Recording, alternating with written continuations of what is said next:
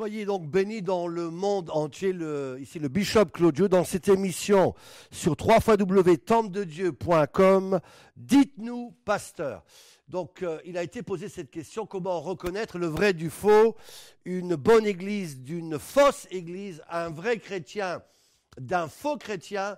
La réponse est très claire, elle se trouve dans la parole de Dieu. D'ailleurs, toutes les questions ont une réponse dans la parole de Dieu. La Bible déclare que toute parole est utile pour enseigner, pour corriger, pour convaincre. Et donc, pour répondre à cette question, la Bible est on ne peut plus claire. Matthieu 7, vous les reconnaîtrez à leurs fruits. Devrais-je dire à leurs bons fruits. Et on sait que dans les derniers temps, Matthieu 24, il est dit qu'il va s'élever toutes sortes de faux prophètes, faux apôtres, faux docteurs, faux serviteurs de Dieu. Dans le monde entier, nous sommes dans les derniers temps, dans la dernière heure. Le diable se manifeste pour essayer de corrompre, de rattraper, même dans l'église du Seigneur. C'est pour cela qu'aujourd'hui, on assiste à des scandales dans le monde entier. Comment reconnaître le vrai du faux? Et je rappelle déjà que ce n'est pas de l'extérieur qu'on voit un bon fruit, parce qu'un fruit peut être bon à l'extérieur, ou semble bon, mais à l'intérieur, il est pourri. Il est rempli de verre.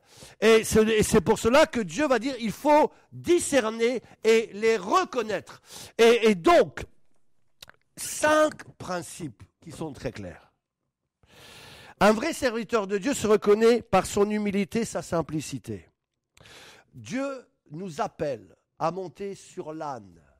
Dieu nous appelle à être humble de cœur. Dieu nous appelle à avoir le caractère de Christ. Dieu nous appelle à faire son œuvre en sachant que ce n'est pas nous, mais c'est lui. En sachant que tout se fait grâce à lui, c'est en lui, c'est par lui. Et lorsque Pierre et Jean sont arrivés dans le temple pour guérir le paralytique, Pierre n'a pas dit « regardez-moi ». Jean n'a pas dit « regardez-moi ». Non, il a dit « regardez-nous ». Ça veut dire que le paralytique, en regardant Pierre et Jean, voyait Jésus-Christ, voyait la gloire de Dieu. Un signe d'un vrai chrétien, d'un vrai serviteur de Dieu, c'est sa simplicité, son humilité, et on voit le caractère de Jésus dans cette personne. Deuxièmement, la sainteté.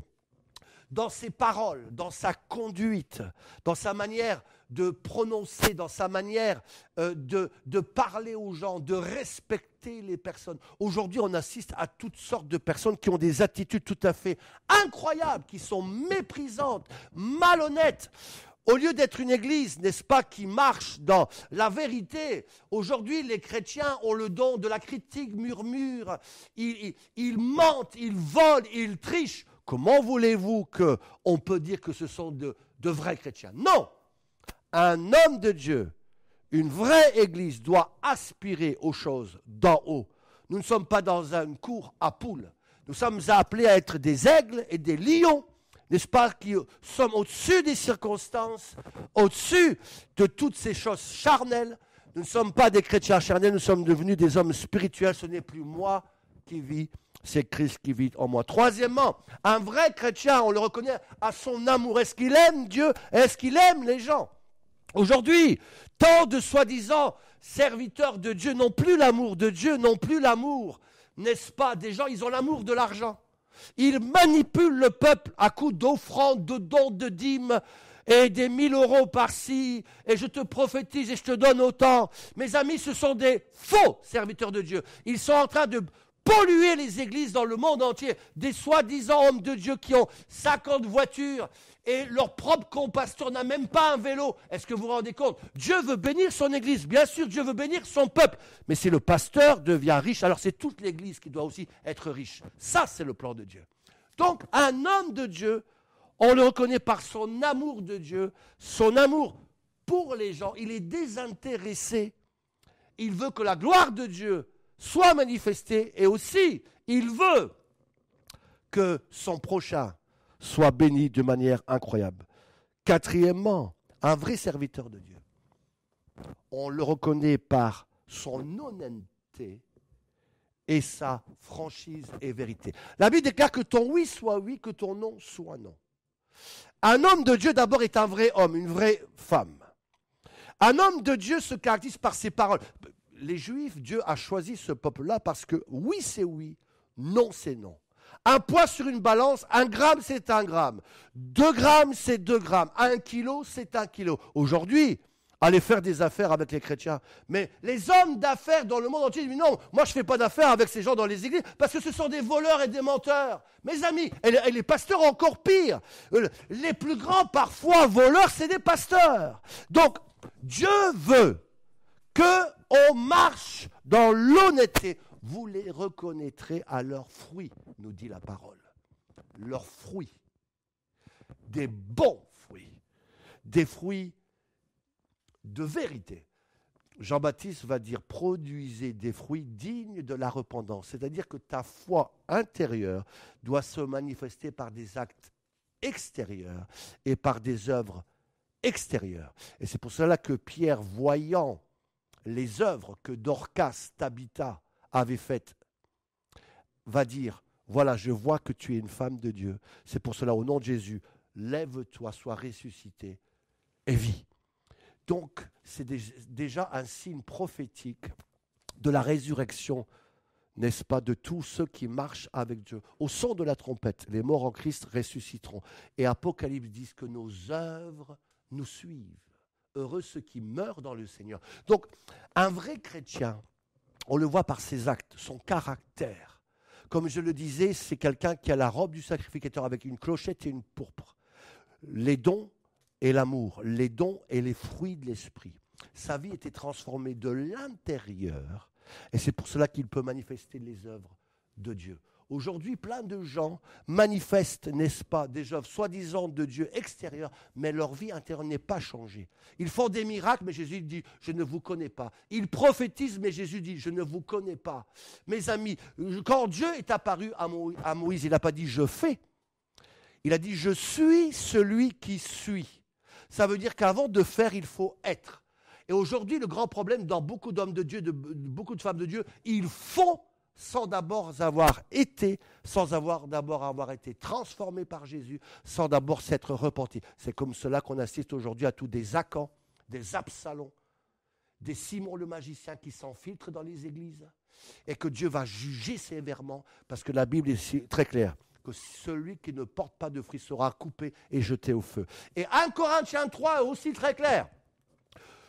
Vous les reconnaîtrez par leur fondement, par comment ils bâtissent, n'est-ce pas? Il y en a qui bâtissent avec de l'or. Il y en a qui bâtissent avec des pierres précieuses. Il y en a qui bâtissent, n'est-ce pas, avec des diamants. D'autres avec de l'argent. Et puis il y en a d'autres qui bâtissent avec du bois, du foin et de la paille. Et le feu va tous les consumer. Je déclare que déjà à partir de 2016, dans les années qui viennent, alors que Dieu va amener un réveil sans précédent, alors qu'il y a une crise dans le monde entier, mais tous ceux qui ne marchent pas avec Dieu vont être jugés. Et Dieu va juger le monde, mais en même temps, Dieu suscite un peuple nouveau dans la gloire. Ceux qui marchent avec les fruits de l'esprit, ceux qui sont des vrais serviteurs de Dieu, parce que voici le temps est arrivé où je fais la différence entre le pur et l'impur, entre le juste et l'injuste, entre celui qui sert Dieu de tout son cœur et celui qui se sert de Dieu à ses propres fins. Pour terminer, un vrai serviteur de Dieu, on le reconnaît parce qu'il veut bâtir un temple et non pas une tour. Un temple, c'est pour que la gloire de Dieu se manifeste dans le temple. Une tour, c'est pour que je sois glorifié. Moi, mon église, mon argent, ma voiture, ma maison, mes guérisons, mes miracles. Et on les voit sur Internet, sur Facebook, là. Ils sont toujours en train de faire des soi-disant, d'ailleurs il y a beaucoup d'images qui sont truquées, ils rajoutent des choses, ils mentent dans leurs témoignages, des miracles, toutes sortes de choses, vous savez, des barres de fer qui sortent du corps, de l'argent multiplié, des gens qui sortent de leur corps, toutes sortes de choses qui n'ont rien à voir avec la pureté de l'Évangile et les miracles de Dieu.